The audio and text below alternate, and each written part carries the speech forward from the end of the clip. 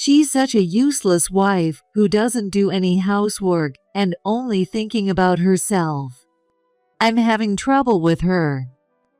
You're our daughter-in-law, so don't slack off on the housework. My in-laws have always been the kind of people who treat others like servants. But even so, making me work right after giving birth? Can I really call these people my family? Just then, my sister showed up at my in-laws' place. Let me tell you, my sister is tough. She surely brought some gifts, too. I'm Rebecca, 34 years old.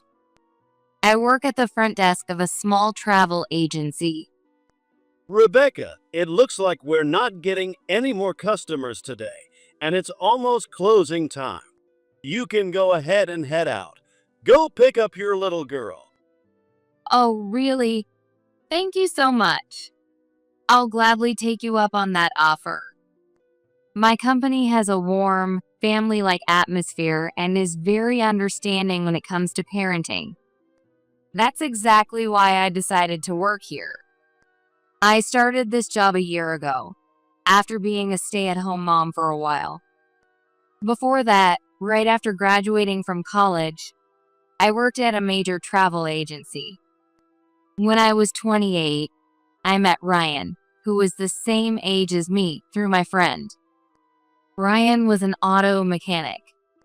He was a great talker and kind, and we got married when we were 30. Ryan, my husband, wanted us to live with his parents. Right now, my in-laws are still healthy, but at some point, they might need care. Rather than moving in with them when that time comes, maybe it's better to live together from the start. After giving it a lot of thought, I decided to accept living with my in-laws. I don't think it was a bad decision made just because I was caught up in the excitement of getting married. But in the end, these people turned out to be a total disaster. Right after we got married, I was still working. I figured we might have kids in the future, so I wanted to save as much money as possible while I still could. But Ryan had a different idea. Since we're living with my parents, we don't have to pay rent. And with both of us working, life's pretty comfortable. Let's take the whole family on a trip to Hawaii, he suddenly suggested. And of course, his parents, Steve and Megan, got all excited about Ryan's idea. I've never been to Hawaii before, and you guys are covering all the costs, right? Wait a minute. Hawaii? Of course, we're staying at a luxury hotel, right? You can't trust cheap places overseas. Even Steve was saying whatever he wanted. So Rebecca, you take care of the reservations. Ryan dumped the entire booking process on me. By the way, when I brought up the payment issue, I said, taking 4 adults to Hawaii is going to be really expensive. Ryan, do you think your parents could cover their share? You also have some savings from before your marriage, don't you? You're already part of this family, which means your money is ours. Use your savings to pay for the trip. What the heck? Sure, I married into the family, but making the wife cough up a huge amount of money right off the bat. I didn't feel great about it, but looking at the big picture, I figured I'd eventually become a real part of the family. And by that point, my in-laws were already set on going. I had to drain a good chunk of my savings from when I was single, which was a huge blow. But I thought, at least this will help me bond with my in-laws. Turns out, I couldn't have been more wrong. There was no shortage of drama during the trip. Hey, Rebecca. The view from this hotel room is awful. I wanted a higher floor. How could you not check the room location properly? You're completely useless. Rebecca, tell the staff here to lower the price. This is a total rip-off. There are plenty of similar things around. Go and negotiate. Steve kept grumbling about the hotel accommodations, while Megan tried to haggle at luxury brand stores. I mean, a higher floor costs more money, and you don't just bargain at a high-end boutique. But one thing became crystal clear right away. These in-laws think they are in the center of the world for no reason. In the end, Steve stayed grumpy the entire time, and Megan kept complaining. I couldn't buy anything. I kept getting criticized, lost my savings, and it was just one disaster after another. I figured they just didn't understand the basics of traveling abroad. At the time, I tried to convince myself of that. But after we got back home, something changed. The situation got even worse. My in-laws suddenly started treating me horribly. Rebecca, dinner tonight is awful. How did you even manage to make something this bad? It tastes like animal feed. I'm sorry. And make sure you clean up the front entrance properly. It's embarrassing if guests come over and see a mess. You're so thoughtless. Oh, okay. Even though Ryan and I both worked full-time, somehow, I was the one stuck doing all the housework, including everything for my in-laws. Steve worked as a government employee, but Megan was a stay-at-home wife. Then, while we were at work, Megan would invite her neighbors over for endless chit-chat or watch concert DVDs of her favorite K-pop singers, singing along at the top of her lungs. One day, a neighbor stopped me and gave me a warning. Hey, you, can you stop singing in that weird voice all day? It's really annoying. I already told Megan, but she won't stop and I don't know what to do. Wait. Why am I the one getting blamed? It wasn't even me. Apparently, Megan was embarrassed about getting complaints from the neighbors, so she decided to tell everyone that I was the one singing.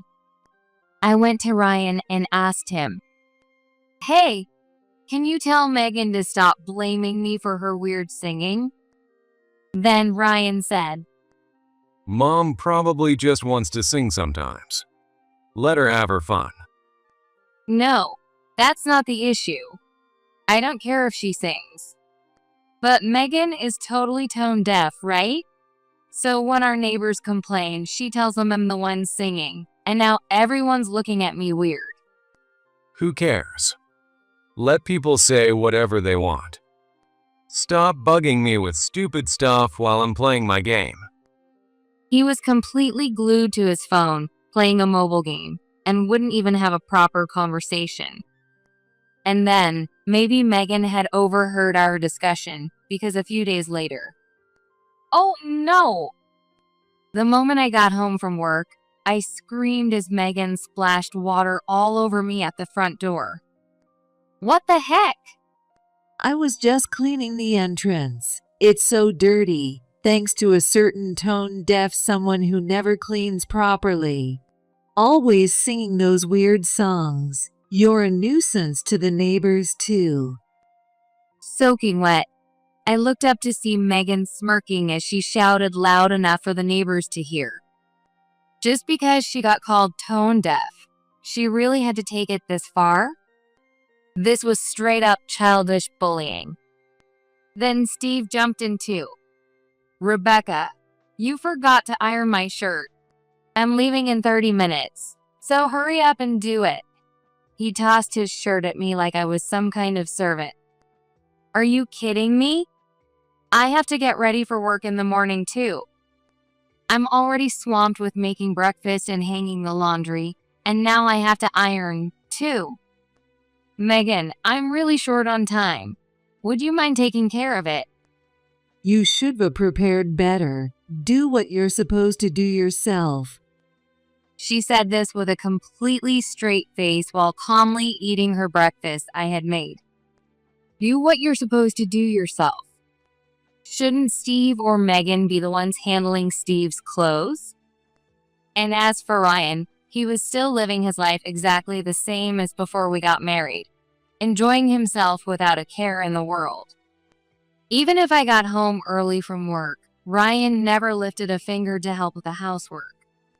On weekends, if I asked him, "Hey, can you come grocery shopping with me?" he would just say, "No way.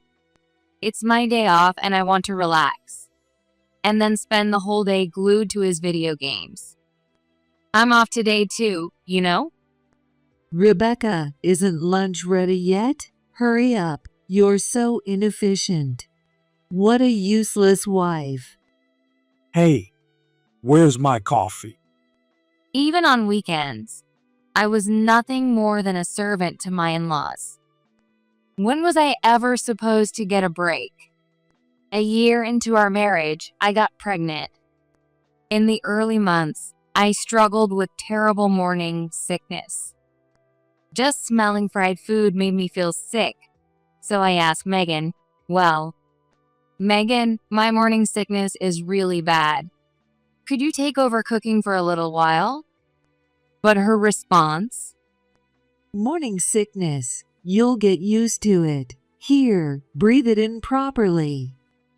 Then she shoved a freshly fried piece of chicken right up to my nose. It felt like some kind of food torture. Stop it. I really can't take it. I covered my mouth and Megan smirked. Oh my, you're really so weak that you're trying to push cooking onto someone else over something like this? I was totally fine when I was pregnant. Honestly, if you're this fragile, is the baby even going to be okay? Or are you just being lazy? She just kept throwing insult after insult. Does she not even realize that early pregnancy symptoms vary from person to person? She might have been fine, but plenty of women suffer terribly from morning sickness. I was really hurt, so I decided to talk to Ryan. Hey, Ryan, I think I'm having a rougher time than usual in early pregnancy. My morning sickness is really bad, and I need Megan to help out, but she just won't listen. Could you ask her to be more understanding? Oh yeah, Mom already told me. She said you're just trying to get out of doing housework. Wait, hold on. I'm not trying to slack off. I really feel awful. But it's not like you're sick, right? Every mom in the world goes through this, so it can't be that bad. Just do what you always do and handle it. What the heck? Since no one was willing to help me, I had no choice but to find ways to cut down on my chores and get things done faster. But then, Oh my, Rebecca, you're making such simple meals again. Just grilling something or tossing ingredients together. Looks like you're getting a little lazy. Do it over. Megan tossed the meal I had worked so hard to prepare straight into the trash.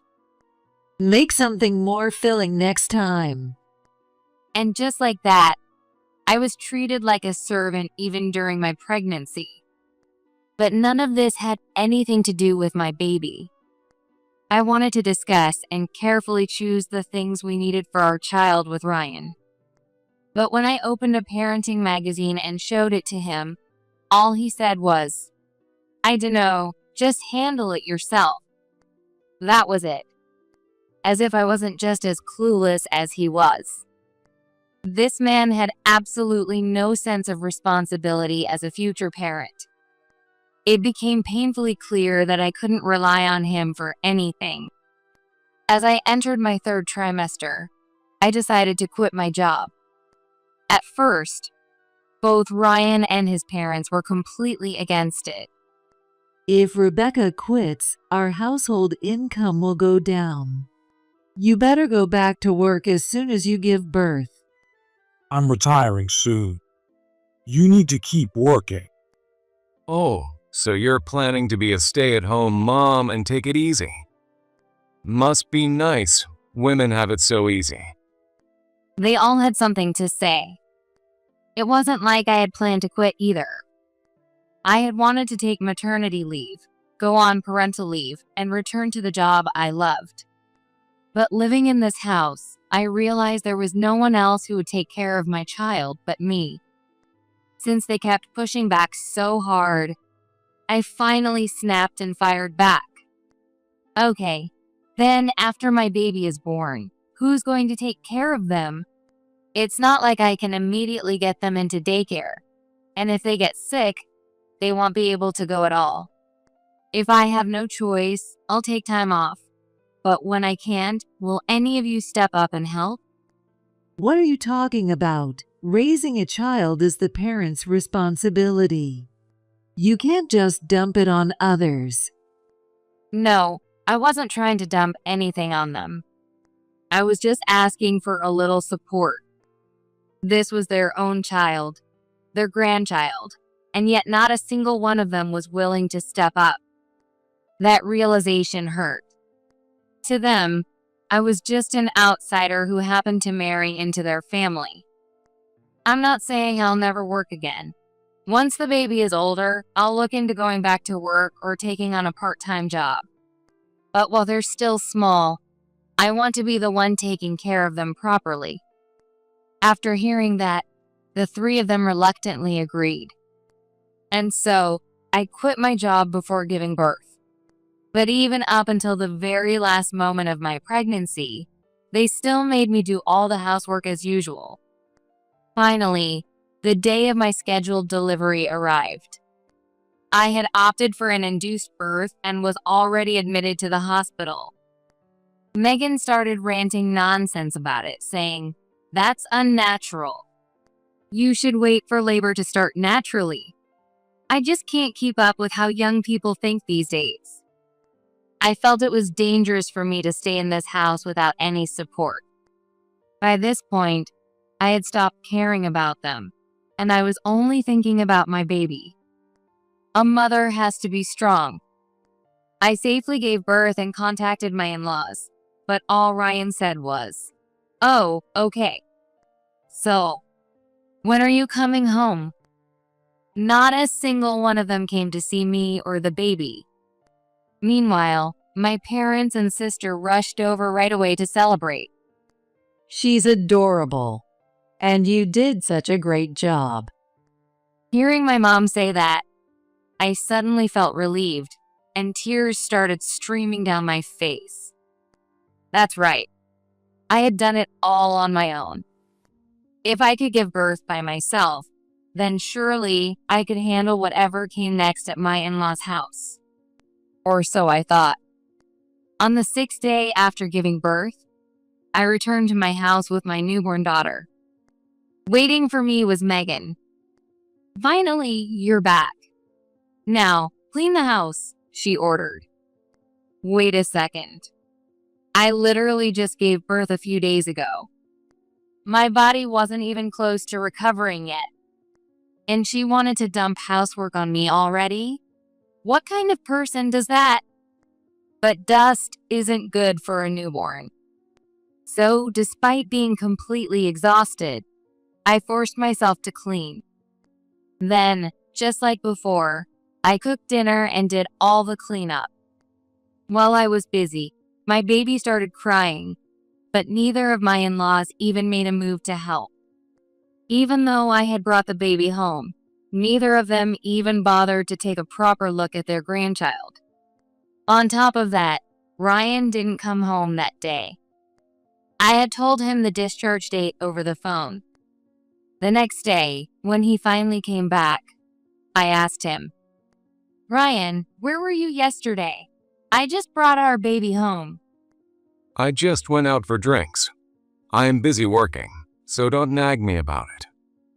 Ryan said bluntly. Did he not feel even the slightest urge to see his newborn baby? As I had expected, nothing changed in the way I was treated after giving birth. Even though I was sleep deprived from the baby waking up at night, I was still forced to do housework and keep up with daily life as usual. I had at least hoped Ryan would help out a little with the baby, but all I got was, "I don't know how, so no," as if he had zero interest from the start. He didn't even try to hold the baby. My in-laws weren't any better. She doesn't look like Ryan at all. Not cute one bit, Megan said, barely glancing at the baby. They didn't even try to hold her, let alone show any affection. And then they actually had the nerve to say, "Is she really our grandchild?" Seriously? Did they really think a wife they had worked to the bone had the time or energy to go out messing around? The moment the baby cried even a little, they'd snap, "Shut that baby up," or "The neighbors are coming over soon, so take the baby and go out somewhere." Rather than being treated like family, I was treated like an outsider. Do these people not understand that babies cry? Weren't they parents themselves at one point? Left with no choice, I put my baby in the stroller and went out, even though I had no errands to run. I felt completely drained and empty, but I knew my baby had no one else to rely on but me. I had to stay strong. Just as I was thinking that, I spotted a bakery in front of me. When I'm feeling down, sweets are the best way to lift my mood. I might as well celebrate my baby's birth too. I bought 4 puddings for the family. Pudding is my favorite dessert. Back when we were dating, Ryan used to buy them for me or take me to nice places to eat them. But in the past few years, he hasn't brought me anything at all. As the temperature dropped, I headed home, only to find that the neighbors were still there, chatting happily with Megan. I didn't want to interrupt, so I quietly stepped inside. Rebecca is becoming a stay-at-home mom, right? Does that mean we'll have to listen to that awful singing all the time now? One of the neighbors joked. I'm so sorry for being stuck with such a nuisance of a daughter-in-law. She's so full of herself. She even decided to become a stay-at-home mom all on her own. Steve is retiring soon, so we could really use an extra income. But no, she just does whatever she wants. Seriously, she's such a useless wife who only thinks about herself. It's ridiculous. She can't even handle housework properly, and she thinks she deserves to stay home? 100 million years too early for that, don't you think? If anyone here is only thinking about themselves, it's you. And once again, they blamed that awful singing on me.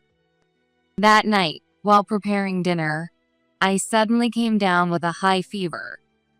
It was probably from overworking myself right after giving birth. And yet, no one helped with the baby, and Ryan didn't even come home. Late at night, when my fever finally started to go down, I got up and headed to the kitchen, thinking I should eat something. That's right. I bought pudding earlier. But when I got there, Ryan, who had just come home, was already eating the pudding I had bought. On the table, there was already one empty jar. And now he was reaching for a second one.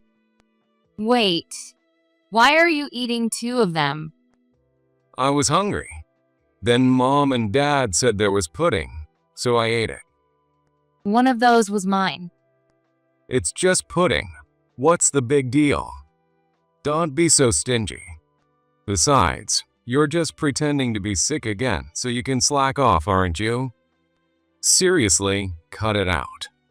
Mom told me again, Rebecca is getting lazy. Just do your part properly. Ryan muttered as he shoved the last pudding into his mouth, then tossed the empty jar at me. Do your part properly? Who the hell is telling me that? That's exactly what I want to say to all of them. Ryan wasn't the person he used to be. He had probably even forgotten that pudding was my favorite. They call me a failure as a family member? Fine by me. If that's how they see me, then I'll be the one to cut them off first. Pudding may be sweet, but the bitterness of being denied is not. The next day, I returned to my parents' house with my baby. The moment I arrived at the front door, my parents came out to greet me. Welcome home, sweetheart. You did well coming back. Come inside. As they spoke, they gently took my baby from my arms and carried my bags inside. This is what real family looks like. Oh, Rebecca, what's wrong? Are you feeling sick? Hearing my mom's voice, I suddenly realized I was crying. As my dad took care of the baby, I sat down with my mom and told her everything that had happened. Oh dear, that must have been really tough on you. I wanted to stay strong for my baby, but I realized that living in that house where I'm not even seen as family isn't good for the baby either. That's why I've decided I need to move on. I see. Well, you don't have to worry about a thing. Your dad and I are more than happy to have you and your baby here. It's just the two of us old folks, after all. With you two here, our house will feel much livelier. Mom's words were so full of warmth and encouragement. Then she handed me something. Here, eat this and get your strength back. Really? You love pudding, don't you? I heard you were coming today, so I made sure to have some ready. Looking down at the pudding in front of me, I felt my tears well up again. It meant so much that my mom cared enough to think about me. I wanted to be this kind of parent, too. I was certain that I could not stay in that house. Just as I was thinking that, I heard two voices from the front door. We're coming in. Walking into the room were my sister, Kate, and her 3-year-old daughter, Maddie. As soon as Maddie spotted me holding the baby, her eyes lit up with excitement. There's a baby! Can I see? Can I touch? Watching Maddie play with the baby filled me with happiness. As I was lost in thought, Kate suddenly spoke up. Are you thinking about moving back home? What makes you think that? I can just tell by looking at your face. And besides, I've been there myself. Kate said confidently. That's right. She had been through her divorce and was now raising Maddie on her own. She continued speaking. Also, I saw something. What? Is Ryan at work today? Yeah. It's his shift and he left in his work uniform. I even made him a lunch this morning. Well, I don't think I was mistaken, but if I am, I'm sorry. On my way here, I saw him walking with a woman. I didn't say a word. Then, I finally gathered my courage and spoke up. Hey, Kate. I need a favor. 1 month later, Kate came to visit my home, bringing Maddie along with her. We're here. Oh, Kate and Maddie, welcome. As I welcomed them, Megan appeared. Oh, Kate, were you planning to visit today? Rebecca didn't tell us anything about it. Seeing Megan glance at me while asking, Kate responded. It's been a while. Sorry for dropping by unexpectedly. I was visiting my friend nearby and thought I'd stop by after calling Rebecca. I also wanted to see the baby. I hope you don't mind. Come on, Maddie. Let's go see the baby. Oh, and here, I brought some pudding as a little gift. Kate handed a cake box with pudding inside to Megan, almost shoving it into her hands, and quickly stepped inside. She found the baby, leaned in gently, and gazed at her little face. Then, while looking around the room, she commented, This place is spotless. I wouldn't have guessed there's a newborn here. When Maddie was little, I barely got any sleep, and the house was always a mess. But for it to be this clean, Megan, you must be very meticulous. Megan hesitated for a moment before forcing a laugh. Oh, well. Yeah, right. Nothing but lies. She should know by now that my sister would see through her act instantly, but she still tries to keep up appearances. Kate smirked and continued. Rebecca, you married into a great family. It's the complete opposite of my ex-husband's house. His mom dumped all the housework on me and didn't help with my baby at all. That place was like a house of horrors. Then, Kate turned to Megan with a bright smile. But you're different, right, Megan? You help with the housework and take care of the baby properly, don't you? I'm so jealous. Oh well, it's nothing special. Megan muttered, avoiding my gaze entirely, as if feeling a little guilty. So, I answered for her. Well, of course. You gave birth to Ryan, so you must understand what a woman's body goes through right after childbirth, right? A woman's body after giving birth is like she's been in a car accident. Forcing her to do housework right after is just awful, don't you think? Megan shot me a glare filled with resentment. Just then, Ryan rushed through the door. Is Rebecca here? Wait. Kate, it's been a while. Hey, Ryan. Thanks for having me over. But before he could even finish greeting Kate, he hurried over to me and spoke in a hushed voice. Rebecca, I need to talk to you. But I had no intention of hiding anything. Oh, talk? Go ahead, right here. Not here. It's something important. Can we talk somewhere else? No, I'm not leaving Kate and my baby alone. If you have something to say it here. When I replied, he gave up, saying, well, later then.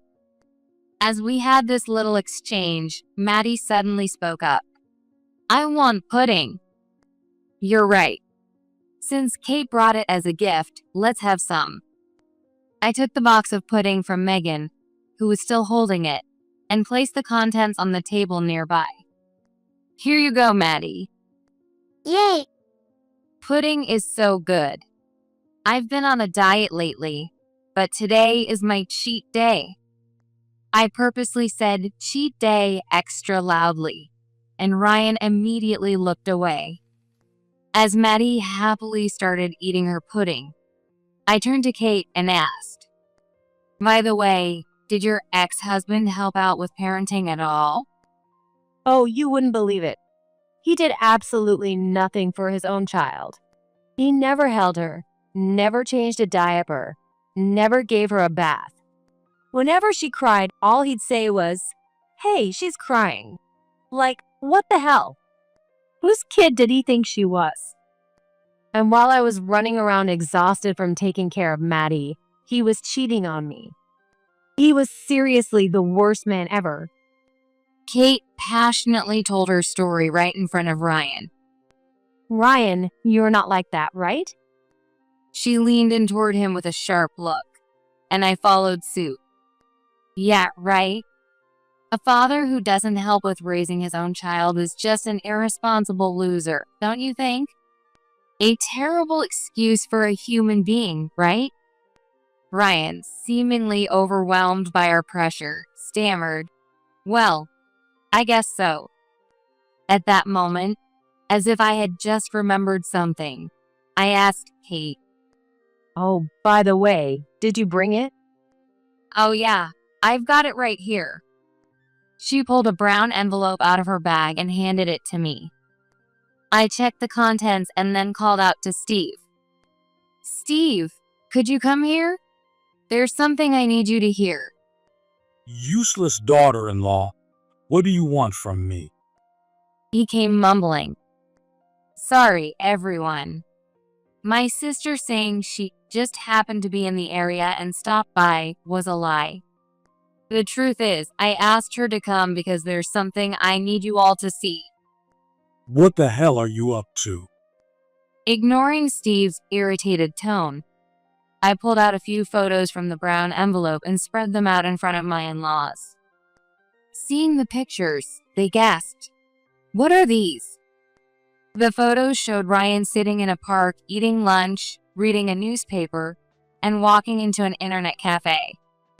In every photo, he was in his work uniform, and it was clearly the middle of a weekday. Steve and Megan, it looks like we've all been deceived by Ryan. What do you mean? My in-laws looked completely clueless. So I turned to Ryan and said, "Your company went bankrupt, didn't it?" What? My in-laws' faces filled with shock, while Ryan looked incredibly uncomfortable. I continued. Lately, he's been leaving for work at the usual time, but his uniform never gets dirty. That felt off to me. So I checked our bank account, and there was no paycheck coming in from his job anymore. But strangely enough, money was disappearing from the savings account for our child. So I hired a private investigator. And his company shut down months ago. Why the hell didn't you tell me? Well, you had childbirth and taking care of our baby, so I didn't want to stress you out. Wow.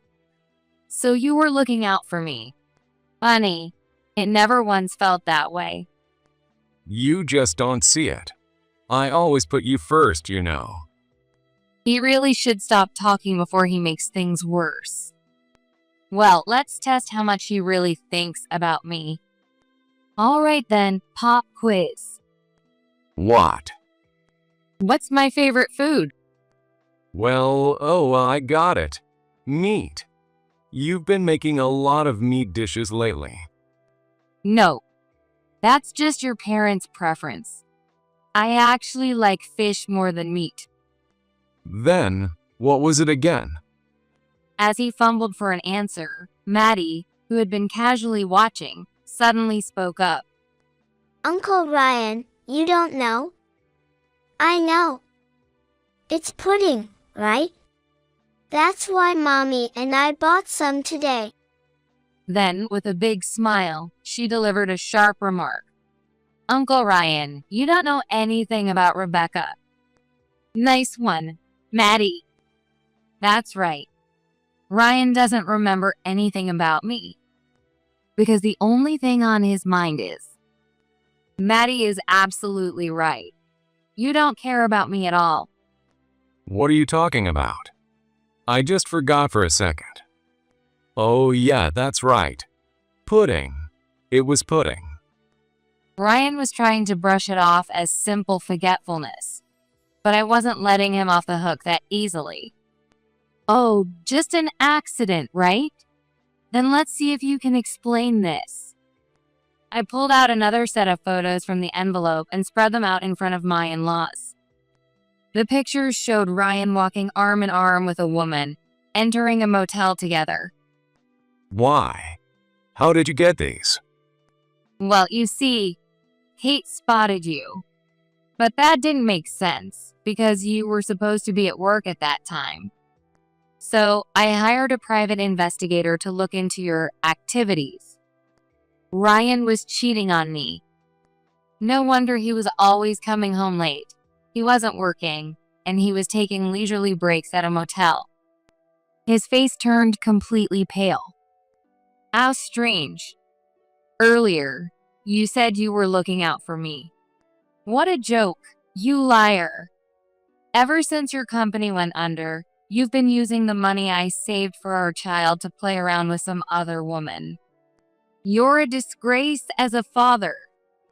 Hearing this, Ryan scrambled to make excuses. No, I was gonna get a new job soon and put the money back.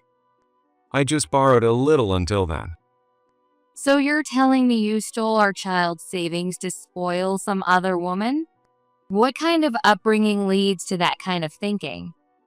Megan and Steve, can you explain? I turned to my in-laws, who had been listening to everything. What? They were so shocked by the truth that they couldn't even form a proper response.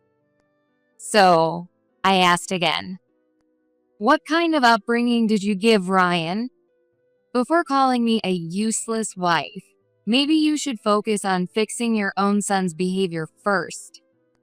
At that moment, Ryan's eyes widened and he snapped at me. So it was you who sent the compensation claim to her house. That must have been the important talk he wanted to have when he came home earlier. That's right. Once the investigator confirmed your affair, I had a lawyer draft the papers and send them to your girlfriend. Wait, compensation. Are you saying you're going to charge me too? Of course. As soon as I said that, Megan butted in. Wait a minute, Rebecca. Compensation? Isn't that a bit harsh? I mean, Ryan was mentally struggling after losing his job. And you were so caught up in childbirth and taking care of the baby. Don't you think you share some of the blame? That was enough to push me over the edge. Oh, I'll tell you exactly why I was so caught up in childbirth and taking care of the baby. It's because not a single person in this household lifted a damn finger to help me. No matter what excuses you make, a man who abandons his wife after she gives birth and goes off to fool around with another woman is a failure, both as a husband and as a father. Asking for compensation is completely justified. Or, are you and Steve planning to pay me in his place? No, I mean, that's impossible. Steve is about to retire soon. Hearing that, Steve turned to Ryan and exploded. Ryan, you disgrace to this family.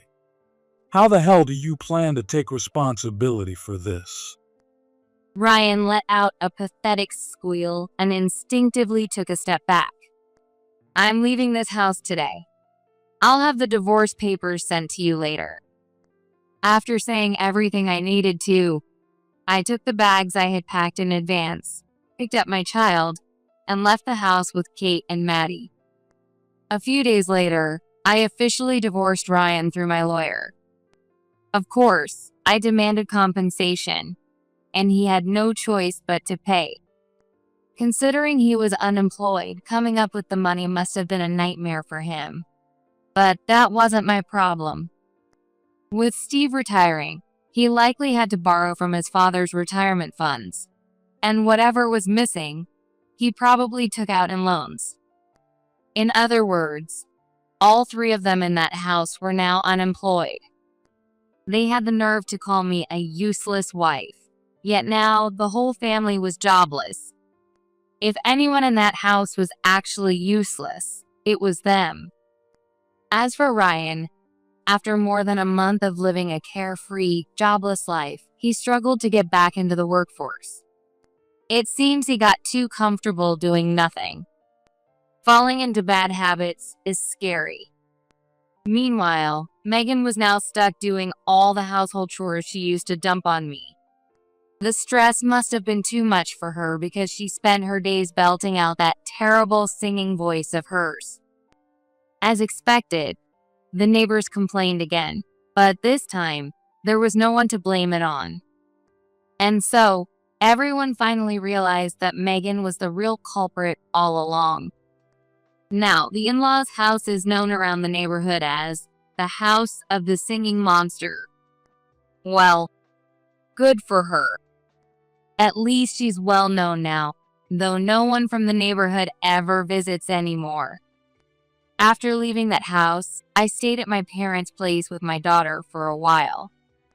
My parents welcomed us warmly and told us we could stay as long as we needed, but I knew I couldn't rely on them forever. I wanted to raise my daughter properly on my own. So I got a job at a travel agency, found a daycare, and when my daughter turned 1, I rented an apartment near my parents' house. I planned to manage things on my own as much as possible, but whenever I needed help, I knew I could count on my parents. Little by little, I got used to our new life. One day, while shopping at the grocery store after picking up my daughter from daycare, I spotted a familiar face. It was Megan. She was at the deli counter, sticking discount stickers on prepackaged food. She looked noticeably older, her skin lacking its previous glow, and she seemed more worn out than before. Yet, the fact that she had to work meant Ryan still hadn't managed to find a stable job. Well, That's just the result of their own parenting, isn't it? I didn't say a word to Megan. I just finished my shopping quietly and left the store. A few years later, today is my daughter's preschool sports day.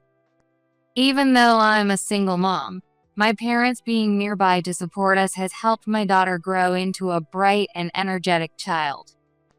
During a race at school, she came in first place and shouted excitedly, "Mom! Did you see that? I won!" She was beaming with pride. Watching her grow and thrive, I know I'll continue doing my best for her happiness, now and always.